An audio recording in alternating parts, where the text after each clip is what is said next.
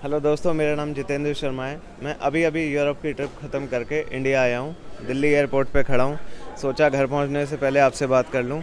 इस वीडियो में मैं आपसे एक बहुत ही इंपॉर्टेंट चीज़ डिस्कस करने वाला हूँ, विच इज़ ऑफन ओवरलुक्ड। देखो, काफ़ी इंपॉर्टेंट पीस ऑफ एडवाइस है अगर आप यूरोप की ट्रिप प्लान कर रहे हो।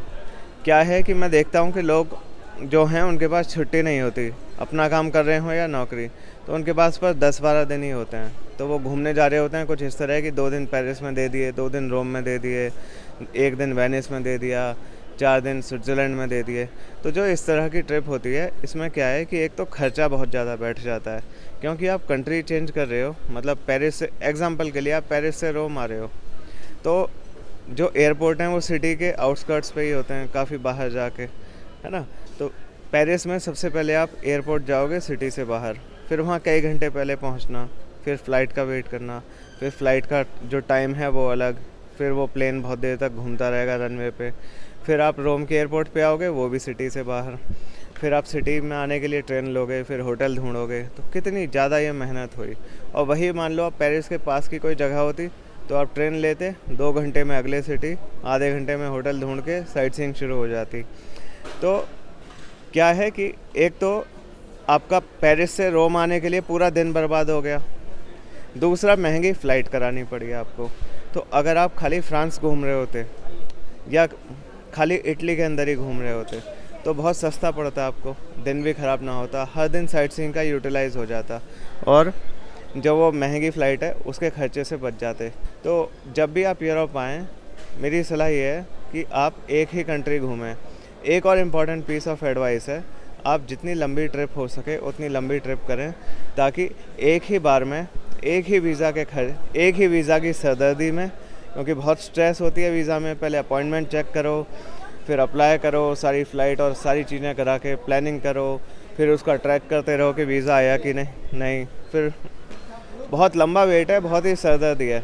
तो आपने जब एक बार वीज़ा ले लिया है, तो क्यों ना उसी पे ही मैक्सिमम घूमो। अब मुझे देखो, जैसे मैं अभी 48 दिनों की आइटनरी का वीज़ा अप्लाई किया था मैंने खुद का, तो मैं 48 दिन के लिए इटली गया था।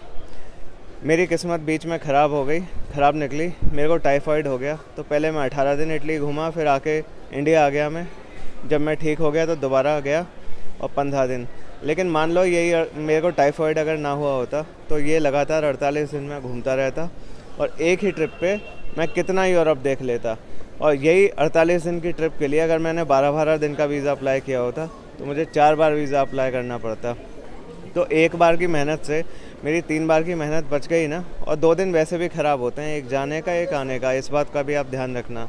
तो जो मैं कह रहा हूँ 12 दिन की आपकी ट्रिप, तो एक जाने का और एक आने का, ये 2 दिन तो आप सीधे ही माइनस कर दो, बल्कि 3 दिन माइनस करो। एक यहाँ से जाने का, एक वहाँ पहुँचने का और एक वापस आने का। तो कहने का मतलब ये है कि बहुत ही इंपॉर्टेंट एडवाइस जो मैं आपको दे रहा हूँ, ट्रिप बहुत लंबी रखें और कंट्री कम से कम रखें। इससे आपको मैक्सिमम एक्सपीरियंस मिलेगा, ट्रिप सस्ती पड़ेगी, बार बार की स्ट्रेस नहीं होगी। अब सवाल उठता है कि जी हमें इतनी छुट्टी कहाँ है हम पे कि हम 48 दिन घूम लें। देखो, मैं भी तो पहले जॉब कर रहा था ना, मैं असिस्टेंट प्रोफेसर था पहले, तो मेरी भी मजबूरियाँ थीं। तो आप भी देखो कि मैंने ये लाइफ खुद डिज़ाइन करी है कि मैं कभी भी उठ के चल सकता हूँ।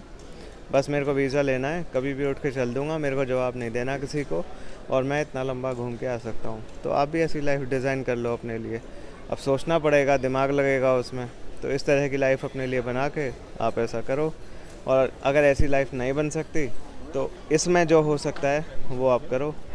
कम कंट्रीज़, दिन बहुत ज़्यादा। मेरा नाम जितेंद्र शर्मा है। अगर आपको शेंगेन वीज़ा की डॉक्यूमेंटेशन करानी हो या यूरोप के अलग अलग सिटीज़ के लिए मुझसे टूर गाइडेंस चाहिए, तो आप मुझे बता देना, मैं ये काम करता हूँ। Thanks for watching this video till the end.